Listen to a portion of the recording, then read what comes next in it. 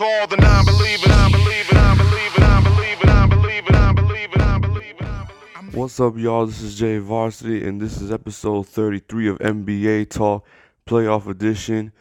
Here on this Good Friday morning, we're here to talk about the Game 3s that happened last night, and let's get to it. I want to talk about the Sixers and the Nets. Man, Ben Simmons was taking a lot of heat coming into this game, and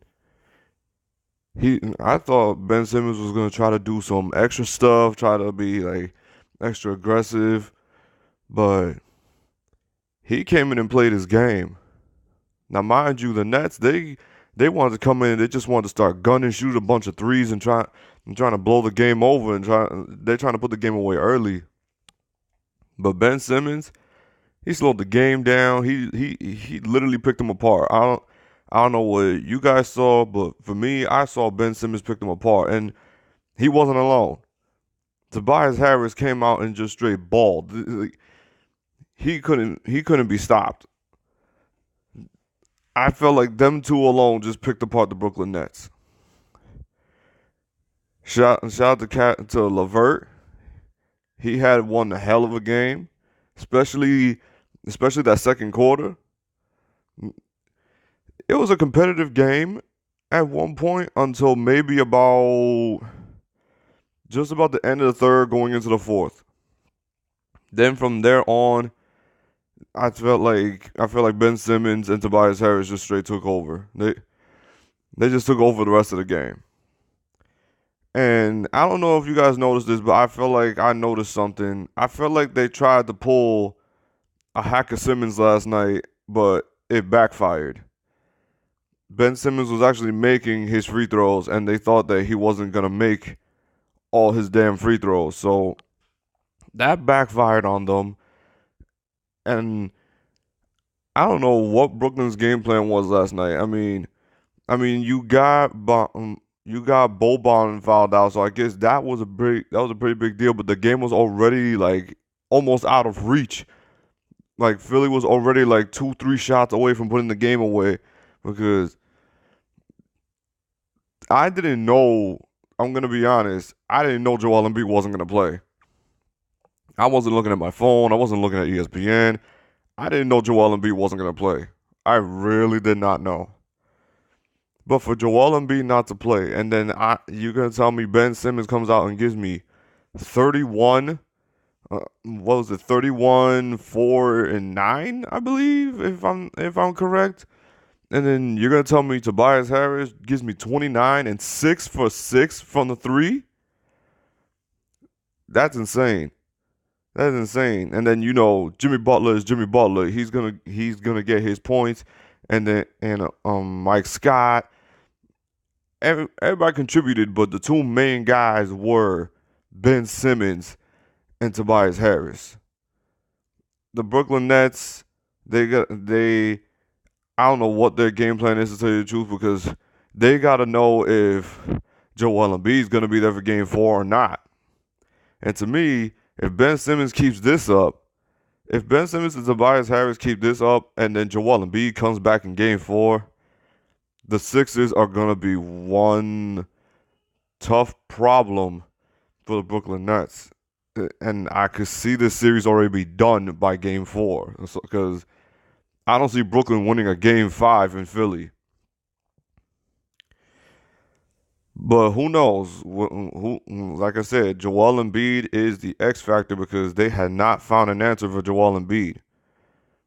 But on to the next game with the Denver Nuggets and the San Antonio Spurs. Derrick White. Remember that name, because this is the guy that has been the absolute X factor in this series, because he has been so aggressive and attacking this Denver defense. It's not even funny. I didn't know who the hell Derrick White was until maybe 2-3 months ago. But man, if you don't know about him then, you know about him now, because he is picking apart Denver. He is picking them apart. whether it's posters, setting up plays, hitting threes. It's just, this is what I mean by Gregg Popovich. He can make something out of nothing. He could take he could take guys that you probably never heard of in your entire life, and he'll make them into somebody. That's the greatness of Gregg Popovich. He knows how to do this with his players. Then DeMar DeRozan doing his thing, Rudy Gay doing his thing, DeMarcus Aldridge, he's going to dominate on the post. It was just, but to think you would go like, who the hell is Derrick White? But now you do.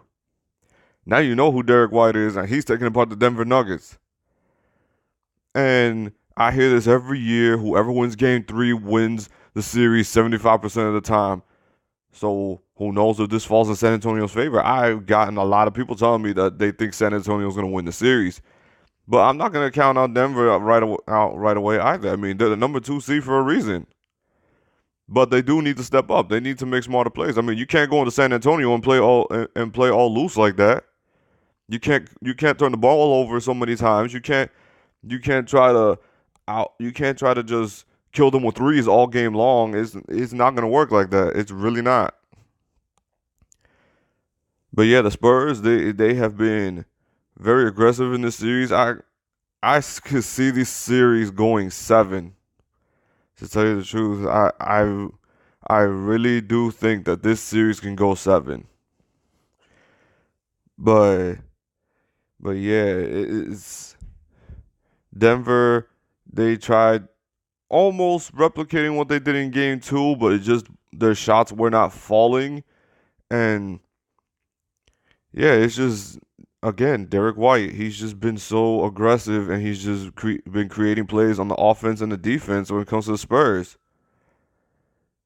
He's almost been low-key like their best player. Now, speaking of best players,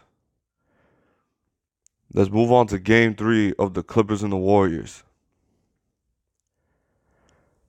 I know everybody has their opinions on what Kevin Durant said in that interview the other day. I don't take it as so positive as everybody else does.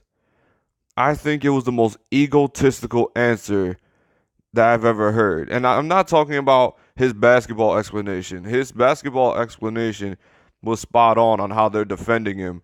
But you could notice that just by watching the game. That is absolutely accurate what he said. But when he came out and said, "I'm Kevin Durant, you know what I can do," that just sounds egotistical to me. I don't like people like that. Man, I'm not trying to tell you to shut up and dribble, because obviously you're more than just a basketball player, but man, let your game do the talking. Don't talk to yourself. Don't talk in a third person, really. Don't talk in a third person. Let your game do the talking, and that's exactly what Kevin Durant did. He let his game do the talking. He single-handedly proved why the Clippers cannot stop him. It didn't matter what they did last night. He came right out the gate, and I think he scored 12 points in the first quarter. And did he make all his shots in the first quarter? What did Kevin Durant miss, 2-3 shots? Kevin Durant's a great player. I'm not sitting here. People tell me, when it comes to my friends, they tell me that, oh, I hate Kevin Durant and I'm just a hater. I'm like, I'm not saying Kevin Durant sucks. I'm not saying that. He's a very good basketball player, but his ego has gotten to him. He's become an egotistical diva. I'm not going to lie to you about that. He has become an egotistical diva. And last night, he finally just played basketball. He's been preaching all season. I just want to play basketball. Well, guess what? He just played basketball, and now look what happened. He puts up 38 points and just towers over the Clippers, because there's not a single person that can guard Kevin Durant. Yeah, KD got another technical, and yeah, it might play a factor during their playoff run, because you could only get, I believe, 6 technicals, and then the 7th one, you get suspended. So KD really do got to be careful with getting these technicals, but come on, man. Did we really all think that Kevin Durant was going to get thrown out of another game? Did we really think that? I low-key kind of did, but it's like I didn't really see it coming. But the Clippers, I don't know. The Clippers came out and I don't even think they were ready to play this game. Like they didn't look like they wanted to play this game at all. Like they were just throwing up shots. Like they were barely trying to even run an offense. And when it comes to defense, it's like they were just looking at each other like, yo, who's gonna guard KD? Who's gonna guard Steph? Who's gonna guard Clay? Who's gonna guard who's gonna guard Cook? It's like they were all looking at each other like, who the hell are you gonna guard? Like, and again, the Warriors were just running laps around the Clippers, and whether it was making threes, making layups, making dunks, getting putbacks, moving the ball, it looked like a complete mismatch. It really did. It just looked like a complete mismatch. And Kevin Durant was just like, I'm just going to shoot over you guys the whole entire game. Like, I'm just going to show you why I say I could just shoot over everybody. And so, yeah, Kevin Durant finally let his game do the talking. And with that answer he gave last night, I'm 30, I got nothing else to prove. Hold off, hold your horses. Hold your horses, Kevin Durant. Don't say you got nothing else to prove. You still got plenty to prove. I don't care about your championships. That's me, my opinion, my channel. I don't care. I don't care if you got 2 championships or 2 finals MVPs. They're not real championships to me. That's me. That's my opinion. If you don't like it, then that's you. But don't say you got nothing else to prove. To me, it's like I hate self-entitled players. Yeah, I'm a LeBron James fan, but I don't like guys like KD who just swear to the love of God that they have nothing else to prove, that they're the greatest basketball player on the planet, and then they say, "Oh, that this is harder than doing this." Come on, man. Come on. Shut up and just play basketball. Just play basketball like you've been preaching it all season. But anyway, that's my commentary on the game threes.